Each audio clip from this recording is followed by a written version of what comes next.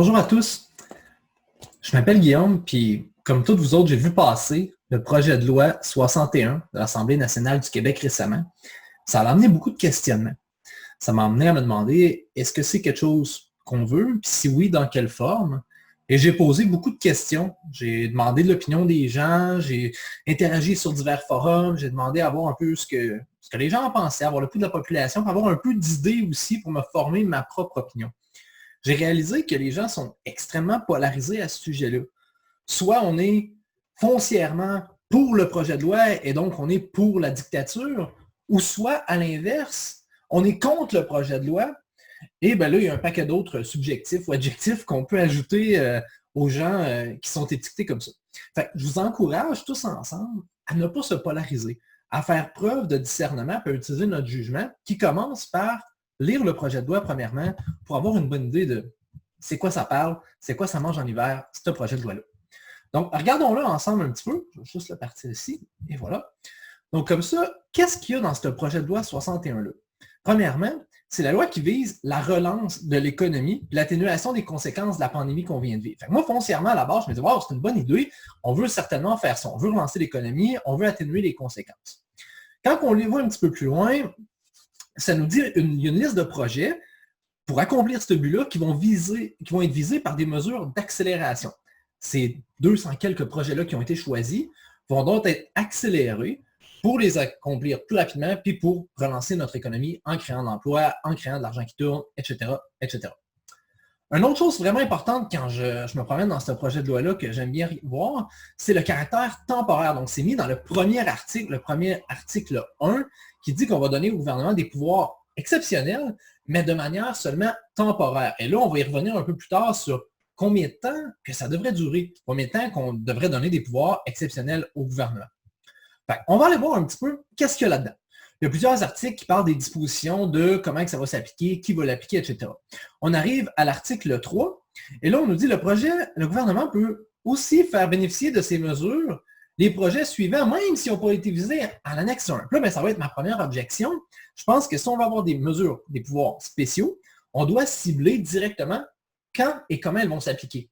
Donc, on a une liste de 200 quelques projets. Ajoutons-en si on en a besoin. Créons une période claire de soumission. Et après ça, on va aller avec ces projets-là seulement et rien d'autre.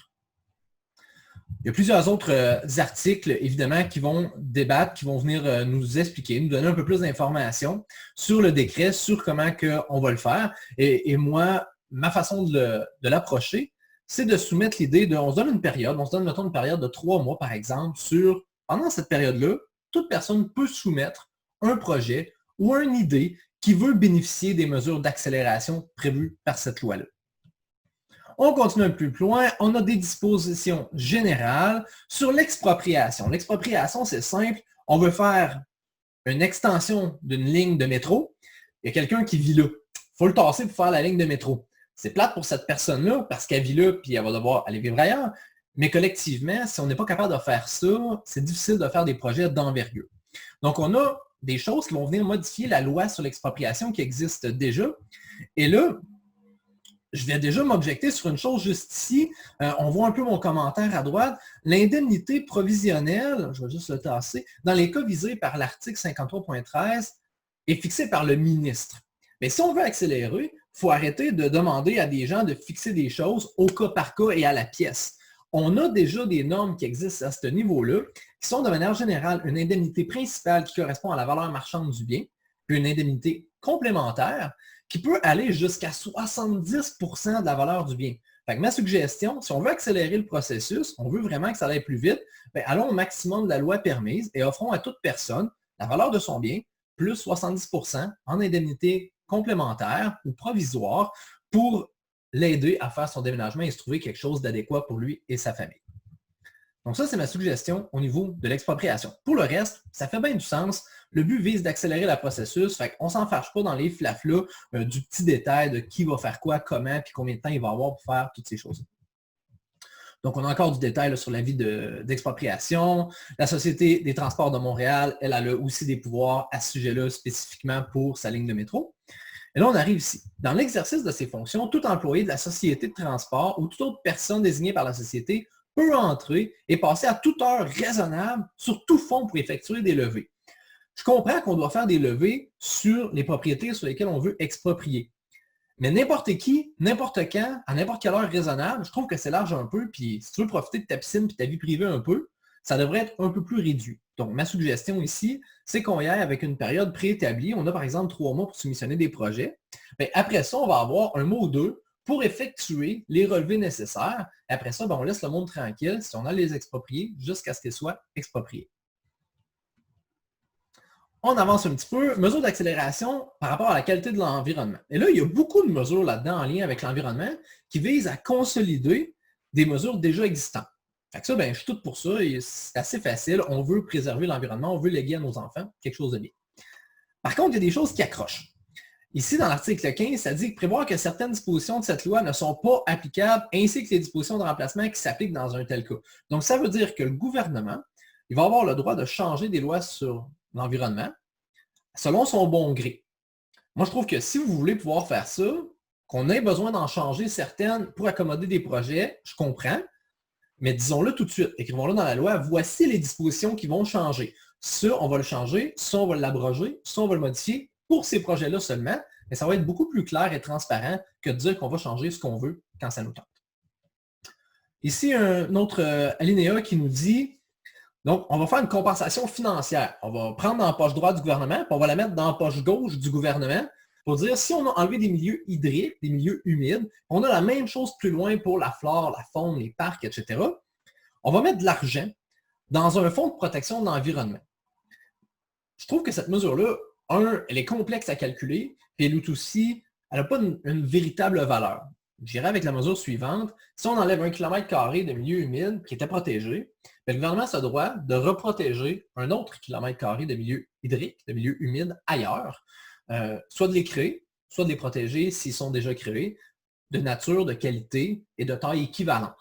Et là, on va appliquer la même logique, du moins dans les articles qui suivent, quand on va parler de la flore, quand on va parler de la faune des parcs. L'article 17, moi, c'est un article que j'aime bien. Ça nous dit que le ministre continue d'être responsable des rapports du BAP, le Bureau des audiences publiques en environnement. Ces audiences-là doivent se prononcer sur les projets préétablis. Je trouve que c'est une très bonne chose de confier ça au BAP sous la supervision du ministre parce que le BAP est probablement l'organisme le plus compétent en matière d'évaluation environnementale. C'est son mandat premier. Donc ici, on a la même chose pour la flore, on s'en est parlé tantôt, la composition financière, c'est difficile. Puis, je vais noter aussi qu'on veut réduire ces impacts-là au minimum autant que possible.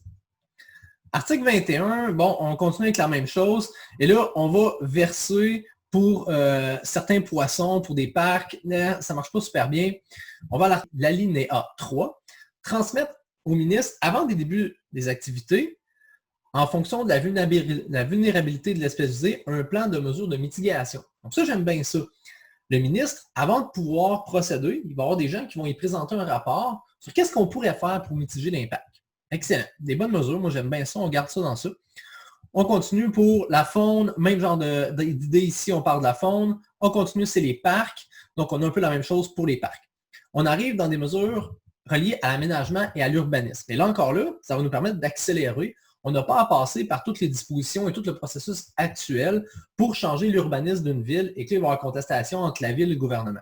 Donc, le gouvernement québécois, provincial, va s'arroger des droits pour pouvoir faire des aménagements à l'intérieur des villes dans le cas seulement de ces 200 projets, pas dans tous les autres cas, évidemment. Donc, on a la même chose pour les organismes. Les organismes municipaux vont devoir collaborer avec ça. Là, on arrive à la reddition de comptes, puis j'ai un article que j'aime bien ici. Le ministre, il va devoir déposer un rapport annuellement. Il va devoir produire et déposer ce rapport-là qui va présenter l'avancement et l'évaluation des effets économiques de chacun de ces projets-là. Fait que c'est pas comme si on s'en allait dans le noir de se dire on va faire des projets, on ne sait pas à quoi ça va servir. Cessation d'effet, le gouvernement ne peut, en vertu de l'article 3, faire bénéficier un projet d'une mesure d'accélération prévue par le sens indiqué par la loi après la date qui suit de 2 ans. Ça veut dire qu'on se donne 2 ans pour faire d'autres projets en plus que ces 200-là. Et donc, dès le début, j'indiquais mon intention de m'objecter à ça, de me dire Non, on veut avoir des mesures spéciales, on va les appliquer à un certain nombre de projets. 3 mois, je pense que c'est un délai largement suffisant pour soumettre des projets. Après ça, on fait ceux-là. Quand on aura réalisé tous ces projets-là, on va en avoir déjà fait pas mal en fait. On continue l'article 31. Malgré l'article 119 de la loi sur la santé publique, l'état d'urgence sanitaire va être déclaré et prolongé jusqu'à temps qu'on y mette fin. Mais ça, c'est une autre bonne question. Est-ce qu'on veut y mettre fin et puis quand? Je vais aller avec mon opinion personnelle. Mon opinion personnelle, c'est que la crise sanitaire, elle est pratiquement terminée. Donc, les mesures d'urgence sanitaire, on pourrait y mettre fin et commencer tout de suite la période transitoire vers un retour à la normale. C'est que cet article-là, l'abroger complètement.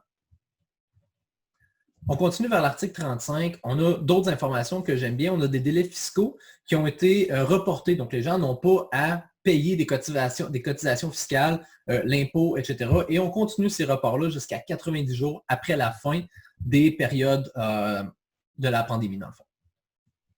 Petite mesure ici, passer très vite, prendre toute mesure qu'il estime nécessaire afin d'apporter tout aménagement à toute disposition d'une loi. Là, c'est une petite phrase dans l'article 36 qui rend la vie difficile.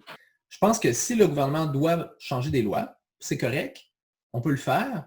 Puis, nonobstant les articles 1 à 5, les alinéas 1 à 5 qui limitent ça, je pense qu'on doit aujourd'hui déterminer quelles lois vont être changées et de quelle façon. On continue. On a des lois visant l'acquisition de gouvernementales et infrastructures au niveau de la technologie, donc des changements au parc technologique. On a des dates, ce genre de choses-là.